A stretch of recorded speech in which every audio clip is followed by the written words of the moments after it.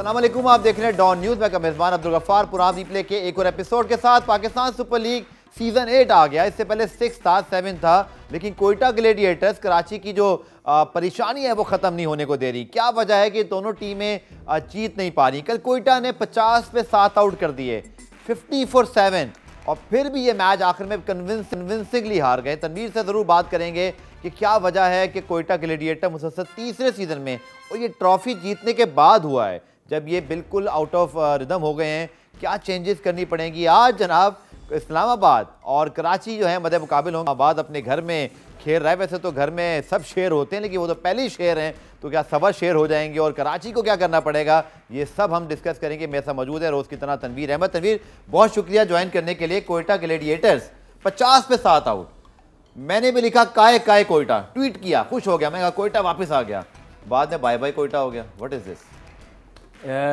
आपका जवाब देने से पहले मुझे आज इतनी खुशी है, यकीन करें। ये दोबारा ज़रा कैमरा लेके जाए गफ़ार की तरफ। ये देखें, आज टाई पहनी है। हाँ। और कितने प्यारे लग रहे हैं। इन्होंने ज़िंदगी में पहली दफ़ा टाई पहनी है, और ये भी मुझे अपने शो में, ये भी मुझे आप क्रेडिट दे दें। और ये मैंने इनसे बोला है कि इंशाल्लाह आगे चल के इसी PSL के दौरान आपको 3 पीस सूट भी बनवाऊंगा। और आज भाभी इतनी खुश होंगी ना कि भाई आज तो गफार ने टाई पहनी। चलिए कोयटा पर आ जाए जल्दी से। कितने प्यारे लग रही है।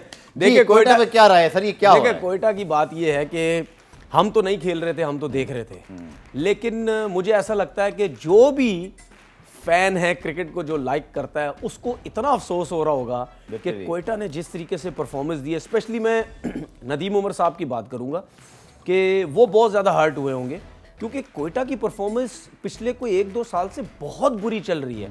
हर कोई ये कह रहा है, ठीक है, हर कोई कह रहा है ये क्या प्रॉब्लम है, क्या वजह है। कोई कहता है जी सियासत है, कोई कहता है जी ओनर अपनी मर्जी की टीम बना रहा है, कोई कहता है जी कप्तान बना रहा है, कोई कहता है जी कोच बना रहा है, कोई कहता है जी आजम खान जो है मैनेजर हैं वो बना रहे हैं, कोई कहता है पाकिस्तान CC के लड़के लिए हुए, कोई क्या कुछ खिचड़ी पकी हुई है, ठीक है। और परफॉर्मेंसेस बिल्कुल आप कराची से हैं, आप बहुत अच्छी तरह समझते हैं। देखिए इसी मैनेजमेंट के अंडर अगर हम बिल्कुल फेयर एनालिसिस करें, यही आजम खान, यही नबील हाशमी, यही मोइन खान, यही सरफराज, ऑब्वियसली नदीम भाई तो ऑनर है, कोयटा जीता है। और यूई के अंदर they were the crowd pullers along with Peshawar Zalmi, लोग इनको देखने आते थे। क्या पाकिस्तान आके क्या हुआ है, क्या खिलाड़ी पिचों को ऊपर एडजस्ट नहीं कर सके, या केवन पीटरसन, शेन वॉटसन के जाती है टीम बिल्कुल जो है वो रिदम खो बैठी। जेन्युइन रीज़न क्या, अगर आप प्रीवियस 4 सीजन और ये लास्ट 3 सीजन का मुकाबला देखिए दुबई की अगर आप बात करते हैं ना, आपको याद होगा कि वहां तो जो टीम टॉस जीती थी, फील्डिंग करती थी, 120-130 रन में मैच जीत रही थी। बिल्कुल, मतलब 120, 130, 35 पे पहली जो भी टीम बैटिंग करती थी वो तो रन ही नहीं कर पाती थी। उस टाइम इनको बहुत ज्यादा फायदा होता था, ठीक है। इनके स्पिनर्स बड़े तगड़े थे, जिसकी वजह से इनको फायदा होता था। लेकिन पाकिस्तान के अंदर बॉल उस तरह स्पिन नहीं हो रहा, स्पिनर उस तरीके से परफॉर्म नहीं कर रहे, उसके साथ साथ जो इनके बैट्समैन है वो वैसी परफॉर्मेंस नहीं दे रहे। अगर हम इस सीजन भी देखें, हफीज की क्या परफॉर्मेंस है, सरफराज की है लेकिन उस लेवल की नहीं है, ऑडियन स्मिथ है, बहुत से ऐसे प्लेयर है। इफ्तिखार लगता है वो 6 छक्के प्रैक्टिस मैच में मार के उन्होंने सोचा कि मैंने पूरे PSL के रन कर दिए, वो पता नहीं कौन सी दुनिया में गुम हुए। वो बात वो ठीक है। इस बात के अलावा अगर हम मुझे क्विक न्यूज़ ब्रेक की तरफ बढ़ने से वापस आकर हम जरूर बात करना चाहेंगे, आप सभी सुनना चाह रहे हैं। स्पेशली मैं सरफराज की कप्तानी पे बात करूंगा। 50 पे 7 आउट होने के बाद मैच यहां तक आया, और फिर खुद वो जिस तरह बैटिंग कर रहे थे उसकी कुछ समझ नहीं आई। डिस्कस करते हैं शॉर्ट कमर्शियल ब्रेक के बाद।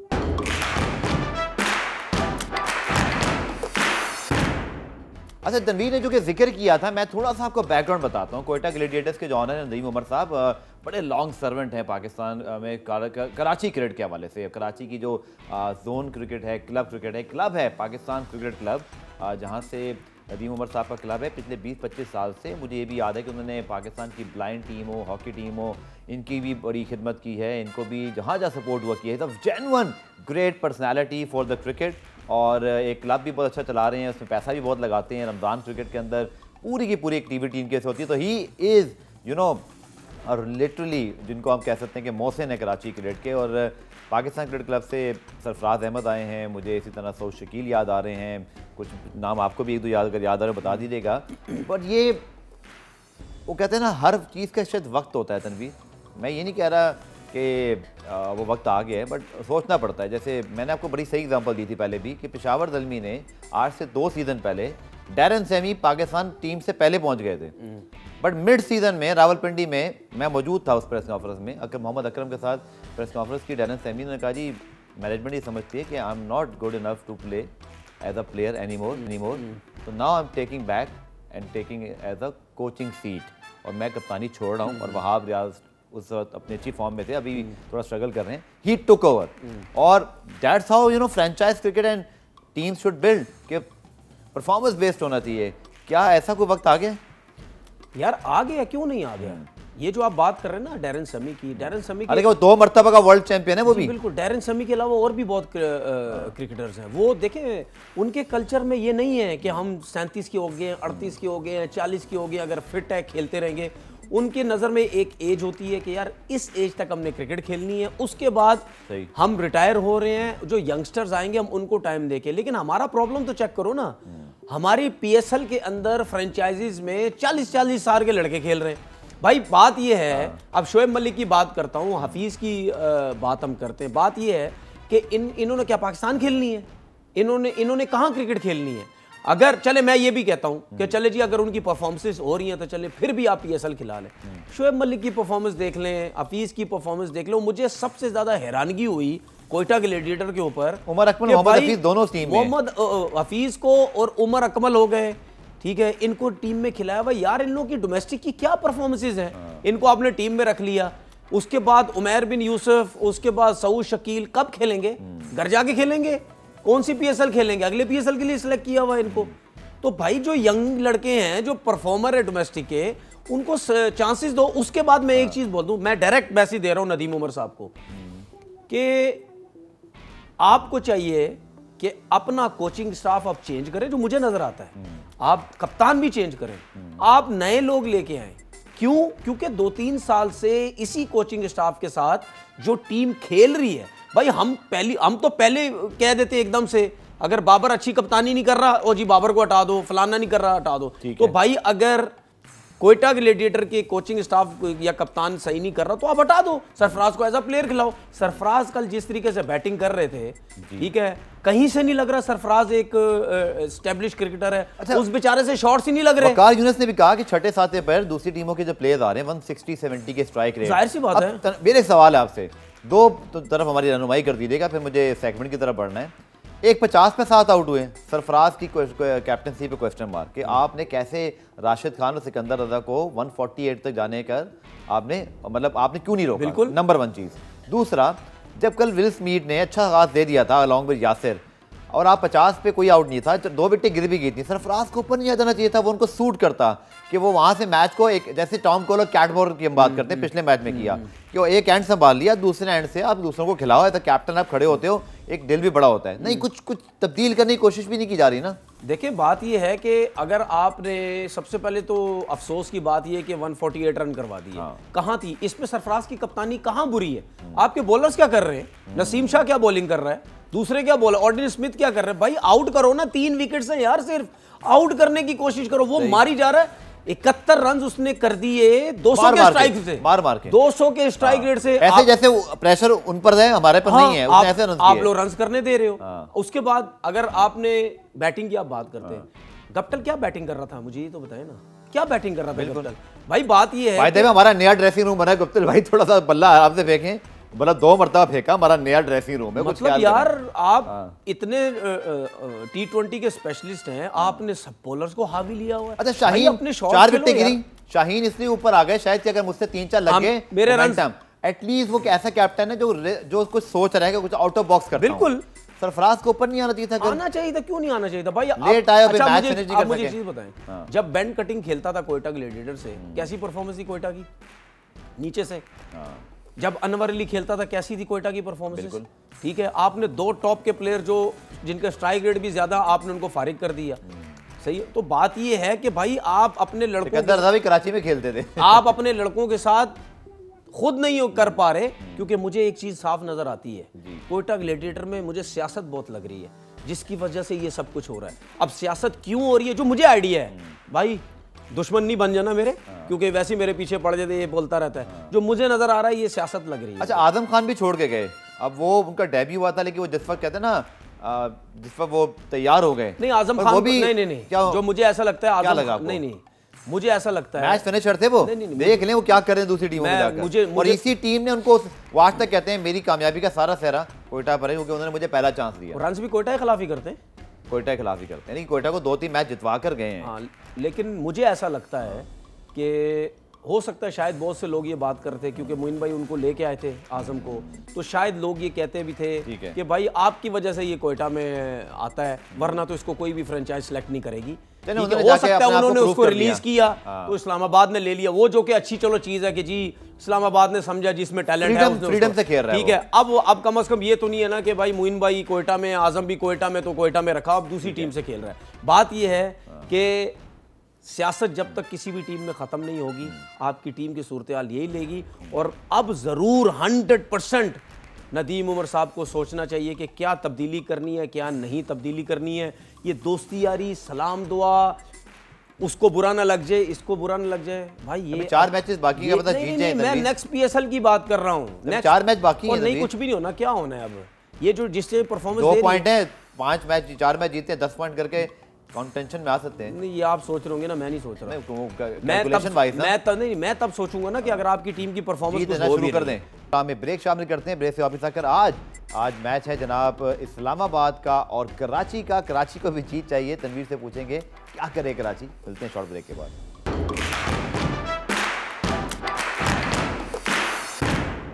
उराम रिप्ले में खुशामदीद। और जनाब आज के मैच में बात करते हैं, और अब हर ही मैच बहुत इंपॉर्टेंट है। और इस्लामाबाद खेलेगा अपने होम ग्राउंड रावलपिंडी में आज, और उनका मुकाबला है कराची किंग्स से। और कराची इसी ग्राउंड पर खेल चुके हैं, 2 पर 3 आउट करके वो भी मैच हारे। वही सेम कोयटा वाला। क्रिकेट देखने का तो बहुत मज़ा आ रहा है एज अ फैन। कुछ पता नहीं कब कोई टीम क्या जो है ना, जैसे वो तारीख सही कहते हैं जी, अंगड़ाई ले ली, मतलब कि एकदम से सिचुएशन बदल जाती है। सो आज के मैच पे क्या राय आपकी? और कराची ने पहले मैच खेला है, थोड़ा ये फ़ायदा उनको ज़रूर है कि पिच का अच्छा अंदाज़ा लगा लिया होगा अब तक उन्होंने, लेकिन उसका अंदाज़ा लगाने के बाद जिस तरीके से लगता फ़ौरन ही अंदाज़ा ख़त्म हो गया था जब इतने रन्स बनवा दिए। वो तो कराची में भी अंदाज़ा था उनको। लेकिन खैर उन्होंने एक्स्ट्राऑर्डिनरी क्रिकेट खेली। लेकिन बात वही है कि अगर 2 रन पे 3 आउट करने के बाद आप इतने रन्स बनाएं तो आप पे उंगलियां तो उठेंगी कि भाई किस किस्म की बॉलिंग हुई है। ठीक है। लेकिन अगर आप आज के मैच की बात करते हैं तो मुझे ऐसा लगता है कि 70-30। कौन? इस्लामाबाद 70-30। पर प्रेडिक्टर आपके सामने 70-30 का तो हमने ऑप्शन ही रखा। प्रेडिक्टर जनाब आपके सामने इस्लामाबाद लेफ्ट, कराची राइट। और हमने वो चीज़ छोड़ दी कि ये जो अगर बोलेंगे तो मैंने अलग करना है, जो समझ में आएगा वो करेंगे। सर मैं इस्लामाबाद के साथ जाऊँगा। इस्लामाबाद के साथ मैं इसलिए इस्लामाबाद के साथ नहीं जा रहा कि उनका रिकॉर्ड अच्छा है, बट मैं जेम्स विंस के बगैर कराची के ऊपर मुझे डाउट है कि वो उस तरह से परफॉर्म नहीं कर पा रहे। और तो आप कराची के साथ जा रहे हैं? नहीं, मैं इस्लामाबाद के साथ। उसकी वजह ये है कि एक तो अपने होम ग्राउंड पर खेल रहे हैं, फिर एलेक हिल साथ ज्वाइन कर रहे हैं। Don't forget the Alex Hales factor. मुझे नहीं पता उनको खिलाएंगे नहीं खिलाएंगे, सीधा 11 में तो आते हैं तनवीर मेरे ख्याल में, पहली फुर्सत में आते हैं। उधर जेम्स विंस नहीं है। अब उनकी अपनी उसके ऊपर है कि वो खेलना आज चाहते हैं या नहीं चाहते, लेकिन वो तो पहली फुर्सत में आते हैं। अब अच्छा, मोहर की जो लास्ट मैच की परफॉर्मेंस है वो ज़रूर एक बहुत बड़ा पॉजिटिव है। And don't forget Karachi point table भी प्लीज़ अगर हम प्रोड्यूसर साहब को बोलते हैं हमारे स्क्रीन पर ले आएँ तो हम दिखा देते हैं कि कराची को भी अब जीत की ज़रूरत है। और यहाँ पे वो कहते हैं गलती की गुंजाइश निश्ता, अब आपके पास है ही नहीं गलती की गुंजाइश कोयटा की तरह। कराची जनाब 7 मैचों में 5 शिकस्तें, 2 उनके सिर्फ विन्स हैं, 4 पॉइंट हैं। अब वो 3 मैच जीतते हैं तो 10 हो जाएंगे। ऊपर देखिए जनाब लाहौर कलंदर्स पहली 10 करके बैठा है, मुल्तान 8 हैं, इस्लामाबाद के 6 हैं। इस्लामाबाद को भी वैसे जीत की ज़रूरत है, ऐसा नहीं कि इस्लामाबाद भी सेफ है। अगर वो आज मैच हारते हैं तो वो उनके और इस्लामाबाद के और पेशावर के पॉइंट बराबर हो जाते हैं। So a very interesting situation तनवीर for the point table. But obviously Karachi Kings के पास तो आई थिंक जो मुझे समझ में आ रहा है क्योंकि 8वां मैच है, अगर ये मैच नहीं जीतते तो they are literally worth the tournament. देखिए कराची के पास आज का मैच जीतने के चांसेस अगर होते हैं, अगर जीतते हैं तो कराची को ये फायदा हो जाएगा कि कोयटा से अगला मैच है।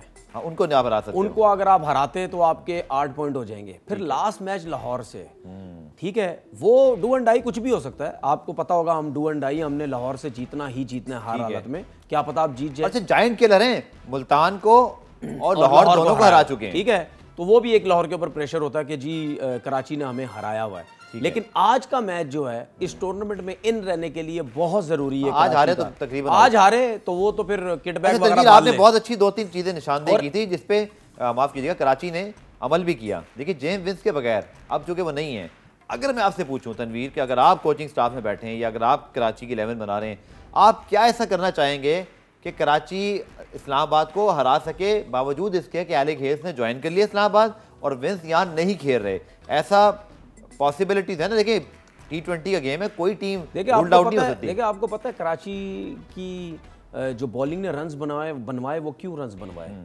वो इस वजह से बनवाए क्योंकि आमिर के आउट करने के बाद कोई ऐसा बॉलर नहीं था जो उनको मुश्किल में डाल सके। अगर आमिर यामीन की बात करते हैं, वो इतनी अच्छी बॉलिंग नहीं हो रही। अहमद वसीम ने अच्छी बॉलिंग की, लेकिन उन्होंने वैसी वो जो उनकी एबिलिटी है उस हिसाब से उन्होंने अच्छी बॉलिंग की। फिर आकिब जावेद जो हैं वो उनको मैसेज देते रहे वसीम अकरम के इस जगह पे बॉल का, वो क्लियर हमें टीवी पे नहीं उन्होंने, लेकिन एज अ बॉलर हमें क्लियर नजर आ रहा था। वो शायद ये कह रहे थे कि ऑफ स्टंप से बाहर यॉर्कर आप करो, ठीक है। वो हिट मारना आसान नहीं है, लेकिन वो फिर भी मुंह पे बॉल इधर उधर बॉलिंग किए जा रहे थे। वो इतने एक्सपीरियंस नहीं है, ठीक है। मतलब यानी उनके पास ऐसी बॉलिंग नहीं है जिसकी वजह से रन हुए। उसके बाद कराची जो हार रही है वो शोएब मलिक की वजह से आ रही है, क्योंकि मिडल ऑर्डर जो है वो उस तरह का परफॉर्म नहीं कर रहा। शोएब मलिक से बहुत ज्यादा एक्सपेक्टेशन थी कराची किंग्स को। हो सकता है आज के मैच में रन कर दें, क्योंकि स्पेशल लाया गया था शोएब मलिक को कराची किंग्स में कि भाई आप मिडल ऑर्डर स्ट्रॉन्ग करके। हैदर अली कहाँ रह गए सर? नहीं, हैदर अली आपने नाम ले लिया, मैं आ रहा था हैदर अली पे। हैदर अली प्लेटिनियम, अब मुझे नहीं खेलना उन्होंने, अब नहीं क्या खेलेंगे? मतलब प्लेटिनियम पे क्या यार मुझे ये बताएं, बाहर बैठ के प्लेटिनियम के पैसे मिलेंगे इनको? Of course. अब आप सोचें पूरा सीजन मिलेंगे, ठीक है। प्लेटिनियम चुके होंगे अब तक 70%। देखें हम पैसे की बात नहीं करना चाहते, लेकिन हम बात इस वजह से कर रहे हैं कराची ने पैसा कहाँ खर्च किया, ठीक है। तो मतलब आप किस बंदे पे पैसा खर्च कर रहे हो? प्लेटिनियम में संगाकारा आता है, प्लेटिनियम में क्रिस गेल आता था। अच्छा, सुने, प्लेटिनियम में डिविलियर आता था, प्लेटिनियम में बाबर आजम आता था, ठीक है। बहुत से बड़े बड़े नाम खेल के गए पीएसएल सवाल में। करूं आपसे, अब हैदर अली बड़ा मजेदार सवाल करूं आपसे। जिन लोगों ने, जो भी लोग लाए, वैसे मैं इसको एक्सप्लेन कर देता हूं कि लास्ट टाइम रमीज राजा और उनकी क्रिकेट बोर्ड ने ये फैसले लिए थे। सरफराज अहमद गए थे प्लेटिनियम से गोल्ड में, वहाब भी आई थिंक उनकी भी नहीं। अभी जो पीएसएल की ये जो बनाए हैं, ये किसने बनाए? रमीज राजा और पीसीबी ने ना। 2-3 फैसले लोग कहते हैं सही थे, जैसे सरफराज उस जमाने में डायमंड से सीधा गोल्ड में आ गए, वहाब भी नीचे आए। बट हैदर को अब सिंपल ये नहीं, रमीज राजा ने, ये मेरा सवाल मैं आपकी तरफ ला रहा हूँ। रमीज राजा और शायद जिसमें मोहम्मद वसीम चीफ सेलेक्टर भी इन्वॉल्व थे, जब मुझे याद है, मैं इस पर एक दफ़ा क्लियर पूछ लूँगा, लेकिन ये एक यूनानिमस फैसला करता है क्रिकेट कमेटी। इसमें आपके डायरेक्टर ऑपरेशंस भी होते हैं, डायरेक्टर आपका शायद हाई परफॉर्मेंस भी होता है, और आपका सेलेक्टर भी होता है, और आपका क्रिकेट बोर्ड का चेयरमैन भी इसमें अप्रूवल देता है। अब हैदर अगले साल किस कैटेगरी में होंगे? अच्छा मुझे बताएं ना, नहीं मेरे सवाल का जवाब मेरा हैदर अगले साल किस कैटेगरी में? मेरा इनसे ये सवाल है कि जब इन्होंने हैदर अली को प्लेटिनियम में डाला था, उसके साथ कौन कौन से प्लेयर्स थे प्लेटिनियम में? ये सब सर बड़े प्लेयर, मोइन अली, पोलार्ड, इसी तरह शाहीन शाह अफरीदी, हारिस रऊफ, ठीक है, बाबर आजम, ठीक है। ये कैसे आ गया प्लेटिनियम में? क्या किसी पर्ची पे आया है, किसी की पावर पे आया है? नहीं पता इसका यार। ये तो आंखें बंद करके आप कह सकते हो कि ये प्लेयर सिल्वर से ऊपर आना ही नहीं चाहिए। इसमें एक और चीज है, आपने बड़ा अच्छा पॉइंट रेस किया। चूंकि कराची किंग्स ने ट्रेड की थी विद पेशावर ज़ल्मी, तो मे भी कराची ने उनकी बात मानी हो, चूंकि प्लेयर की भी बात सुननी पड़ती है। भाई प्लेयर अगर चाहे तो वो बोले मैं नहीं खेल रहा, आप मुझे गोल्ड में खिला रहे हो, मुझे फलाने ने ऑफर कर दिए प्लेटिनियम की, तो मैं जा रहा हूँ। ये भी होता है, क्रिकेट बोर्ड की मर्जी नहीं होती, फ्रेंचाइज की भी होती है। बट इसमें कुछ खिचड़ी है जो क्लियर होनी चाहिए। बट मैं आपसे क्या पूछ रहा हूँ तनवीर, आप प्लीज मुझे जवाब दे दें, अगले साल क्या हैदर वापस प्लेटिनियम में होगा? जिसने भी ये किया उसने हैदर के साथ फेवर किया या अगले साल हैदर कराची में होगा? आप मुझे बताएं कैटेगरी क्या होगी? रिटेनिंग में भी नहीं होगा। कैटेगरी क्या होगी? पहले तो रिटेन तो करें उसको, वो तो चले। मैं पीसीबी की लिस्ट की बात कर रहा हूं। मैंने आपसे अभी क्या बोला? सिल्वर से ऊपर नहीं जाना चाहिए, सिल्वर से ऊपर नहीं जाना चाहिए। वो प्लेयर ज्यादती कर दी ना, प्लेयर पे खुद भी प्रेशर डाल दिया। जाहिर सी बात है, आपने प्लेटिनियम के प्रेशर में आ गया सर, आपने प्लेयर के ऊपर प्रेशर डाला, ठीक है। वो खुद ही हैरान हुआ होगा, मैं प्लेटिनियम, ठीक है, मैं सिल्वर का प्लेयर हूं, मैं प्लेटिनियम। उसके बाद मैंने आपको कुछ शो पहले क्या बोला था कि कराची किंग्स की मैनेजमेंट को लोग खुद ही बोल रहे होंगे और उनको भी अफसोस हो रहा होगा, प्लेटिनियम को बिप पिना के बाहर बैठाया हुआ है। प्लेटिनियम का प्लेयर नहीं खेल रहा। सोचो, प्लेटिनियम का प्लेयर हर मैच में खेलता है, चाहे वो परफॉर्मेंस दे या ना दे। जी बिल्कुल, वो बाहर नहीं बैठेगा, उसको इतने पैसे मिल रहे होते हैं, सबसे ज्यादा पैसे मिल रहे होते हैं। बिल्कुल ठीक है। तो भाई आप इस सिस्टम का हाल तो देखो, ये क्यों चीजें होती हैं पता है? ये जो लोग मुझसे बहस करते थे ना कि तुम कहते हो कि जी फ्रेंचाइज की अपनी मर्जी होती, किसी को भी कहीं खिला दे, किसी को लेके आ जाए, भाई ऐसा नहीं होता। ऐसा नहीं होता है। जरूर इसमें मर्जी होती है, लेकिन सही जरूर मर्जी करें ना। इसमें पीसीबी की भी गलतियां हैं कि जो लड़का इधर से ऊपर, ऊपर से नीचे, इधर उधर किया हुआ बिला वजह सियासत के तौर पे। मुझे ना तनवीर ठीक है, पीएसएल से टीमों को बहुत नुकसान भी होता है जो ये अपनी मर्जी से लड़के, मैं पहले भी कह चुका हूं, ये सप्लीमेंट्री और उसमें इमर्जिंग में स्पेशली इस दो कैटेगरी में जो सियासत होती है ना, इसकी वजह से बहुत ज्यादा नुकसान है। चलिए मुझे प्रोग्राम में ब्रेक शामिल करता हूँ, इसमें कुछ क्लैरिटीज हैं जो पीछे मैं जरूर लूंगा, ये मेरा फर्ज है एज अ होस्ट कि मैं उनसे और पता करूं कि इसमें क्या एक्चुअली डिसीजन मेकिंग हुई। लेकिन कुछ और टॉपिक्स भी उन पर बात करेंगे शॉर्ट कमर्शियल ब्रेक के बाद।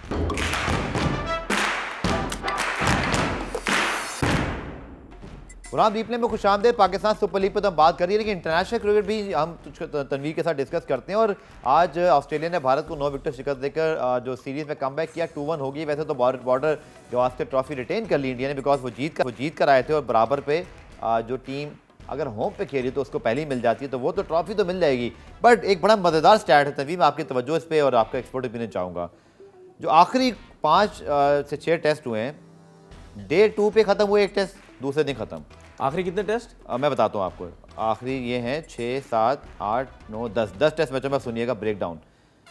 एक टेस्ट दूसरे दिन खत्म हो गया, 6 टेस्ट तीसरे दिन से ऊपर नहीं गए, और चौथे दिन 2 टेस्ट खत्म हुए, सिर्फ एक टेस्ट आखिरी दिन तक गया जो कि इंडिया ने जीता। सारे आप मैचेस इंडिया के बता रहे हैं, इंडिया ने जीते। बट आप मेरी बात समझ रहे हैं, आज जो हारे वो सिर्फ एक टेस्ट मैच है, बाकी वो जीते ही तकरीबन।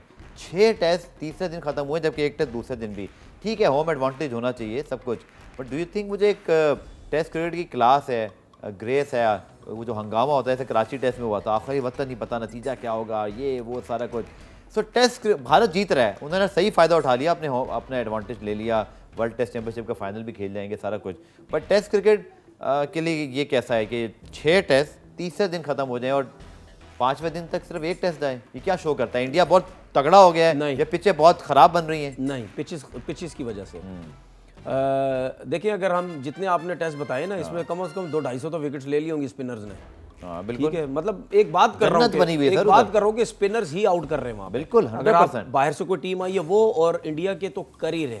देखिए, हमने पहले भी बात की थी कि ये सिर्फ पिचेस की वजह से फायदा हो रहा है। पिचेस आपने बॉल का जिक्र किया था, पिचेस के साथ जो बॉल है वो बॉल यूज करते हैं एसजी का, उसके ऊपर होती है सीम। ठीक है, वो सीम कम होती ही नहीं है, वो बॉल यूज भी कर 100 ओवर भी होंगे वो सीम ऊपर रहेगी। ऐसी फ्लैट पिचेस पे क्रैक जहां होते हैं, पैचेस खराब हो जाते हैं, उन कंडीशंस के अंदर ये जो बॉल है ये बहुत ज्यादा फायदा देता है। ठीक है, इतना बॉल स्पिन होता है। ठीक है, आपने इस टेस्ट मैच में जो इंडिया हारा, आप इसमें भी देख लें, इंडिया के प्लेयर्स को खुद प्रॉब्लम हो रही है जब बॉल इतना ज्यादा ब्रेक हो रहा है। ठीक है, नहीं समझ आ रही। पहले टेस्ट के पहले सेशन में वो कुनरमैन जो है वो ठीक है आउट कर गए सारे। इसका मतलब ये है कि अगर ज्यादा ब्रेक होगा इनकी कंडीशन में तो इंडियन प्लेयर्स भी कुछ भी नहीं कर पाएंगे। सर एक बात बताऊं, जो मर्जी आप कह लें, अब वो इंडिया में जो लोग व्यूज देखेंगे, जी आप जेलस हो रहे हैं, भाई जेलस नहीं हो रहे हैं उनको ना। लेकिन एक बात मैं और बोलूंगा, आप खुश हो जाए इंडिया वाले इस बात पर, यार हमसे तो बेहतर ही है ना कि एडवांटेज उठा रहे हैं। हम तो डेड पिचे बनाकर अपने टेस्ट भी हारे, इज्जत भी गवाई, बिलो एवरेज पिचे भी डिक्लेयर हुई, तो उस लिहाज से तो फिर भारत सही है। उसकी वजह ये है कि यही बात अगर कोई हमारा सुपरस्टार बोलेगा ना तो शायद उसकी सुनी जाएगी, वो तो तारीफ करेंगे सारे। ठीक है, बात ये आप यूट्यूब पे नहीं बोलते इंडिया के बारे में? सब कुछ बोलता हूँ मैं, सब कुछ हर जगह मैं बात करता हूँ। बात यह है कि ये अब मैं मैसेज दे रहा हूं पाकिस्तान क्रिकेट बोर्ड को, अगर आपने इसी किस्म की पिचेस बनवानी है जो हमारे लोग कहते हैं ना रिजल्ट नहीं आते, इन्हीं पिचेस के ऊपर आप कोकोबुरा इस्तेमाल करना माना खत्म कर दें। ठीक है, आप जाहिर सी बात है एसजी का बॉल तो नहीं मंगवा सकते। ठीक है, कोकोबुरा बाहर से आता है, आप ड्यूक का बॉल मंगवा लें। इंग्लैंड में जो क्रिकेट हो रही है, पिचे भी तो बनाए सर, सुने ना, उस नहीं बॉल से पिचेस का कोई ताल्लुक नहीं, उसका फायदा बता रहा हूं ना। बताएं। उसके ऊपर होती है सीम। ओके, वहां पे सीम कंडीशंस होती है, वहां पे फास्ट बॉलर को हेल्प देती है। ठीक है, जब वही बॉल यहां पे आएगी, यहां फास्ट बॉलर्स को नए बॉल पे इतनी हेल्प शायद ना मिले, लेकिन उसकी सीम ऊपर होगी, स्पिनर्स के लिए बहुत ज्यादा फायदा हो जाएगा। चाहे विकेट नॉर्मल भी हो, सीम स्पिन ब्रेक बहुत होगा ना। ड्यूक बॉल भी आगे परेशान हो, किधर आ गई हूं मैं? ड्यूक में क्यों प्रॉब्लम हो रही है? क्योंकि ड्यूक जैसे ही पुराना होता चला जाता है उसका सीम अंदर होने लग जाता है, वो फिर इन पिचेस पे ब्रेक नहीं होता, बॉल सीधा सीधा जाता है, जो हमें नजर आता है पाकिस्तान में। इंग्लैंड देखिए, सीम का ये जो कोकोबुरा का बॉल है ये हार्ड पिचेस पे चलता है, लाइक ऑस्ट्रेलिया आप देखें Kookaburra, South Africa Kookaburra, New Zealand Kookaburra, England Duke. England Kookaburra नहीं है, क्योंकि इंग्लैंड जो ड्यूक चलता है वहां सीम है, सॉफ्ट पिचेस होती हैं, वहां बॉल हिलता है, सीम होता है, वहां वो यूज करते हैं, वो अपनी कंडीशन के हिसाब से बॉल यूज करते हैं। हम अपनी कंडीशंस के हिसाब से गलत बॉल यूज कर रहे हैं। हमें वो बॉल यूज कर, चाहे अपने पाकिस्तान में बनवाएं, कहीं से कुछ भी करें, भारत से यहाँ सीखना चाहिए है, जाहिर सी बात है। अच्छा, जो आपने फायदा उठाएं, देखिए आपने जो चीज बोली ना, भारत को एक नुकसान जो हो रहा है वो मुझे ऐसा लग रहा है कि इंडिया के जो फास्ट बॉलर्स हैं ना, वो अगर बाहर की कंडीशन में जाएंगे, हो सकता है उनको थोड़ा सा वहां प्रॉब्लम हो। परफॉर्म कर रहे हैं, मैं ये नहीं कह रहा, मैं नहीं कह रहा, जिस तरीके से इंडिया में एकदम से विकेट्स लेते हैं ना स्पिनर्स, वहां पे हो सकता है। तो बात ये है कि आप इंडिया हो, ऑस्ट्रेलिया हो, इंग्लैंड हो, आप किसी को कुछ नहीं कह सकते, हर कोई अपनी कंडीशंस का फायदा उठा रहा है। हम बहुत गलत कर रहे हैं। हम सिर्फ, मैं आपको बताऊं, ये मैं चैलेंज कर रहा हूं सबसे, जितने भी सुपरस्टार, जितने भी क्रिकेट बोर्ड के लोग कहते हैं ना पिचेस बनाओ, हमारी तो शुरू से पिचेस यही है, इमरान खान साहब के टाइम से पिचेस यही चल रही हैं, ठीक है। लेकिन आप सिर्फ बॉल चेंज कर दो, सिर्फ बॉल चेंज कर दो जिसके ऊपर सीम रहेगी, फिर आप देखना हमारे स्पिनर्स किस तरीके से आउट करते हैं। बहुत बहुत शुक्रिया, really enjoyed that last discussion because मुझे भी कुछ इन्फॉर्मेशन में इजाफा हुआ। तो जनाब, उम्मीद है आपको प्रोग्राम पसंद आया होगा। कराची के लिए जनाब डू और डाई मैच, आई होप कि वो अच्छा परफॉर्म करें, मैच तगड़ा होना चाहिए। आखिर दोनों मैच जबरदस्त हुए हैं, जिसमें हारी भी टीमें ने कम बैक करके मैच जीता है। उम्मीद करते हैं आज भी कुछ ऐसे ही तगड़ा मैच होगा। मुझे तनवीर को इजाजत दीजिए। DN स्पोर्ट पे हमें कमेंट सेक्शन में जाके फीडबैक देना ना भूलिएगा, और उसके साथ साथ 5:05 पर रोज हमें डॉन न्यूज़ पर ज्वाइन करें। तब तक के लिए अल्लाह।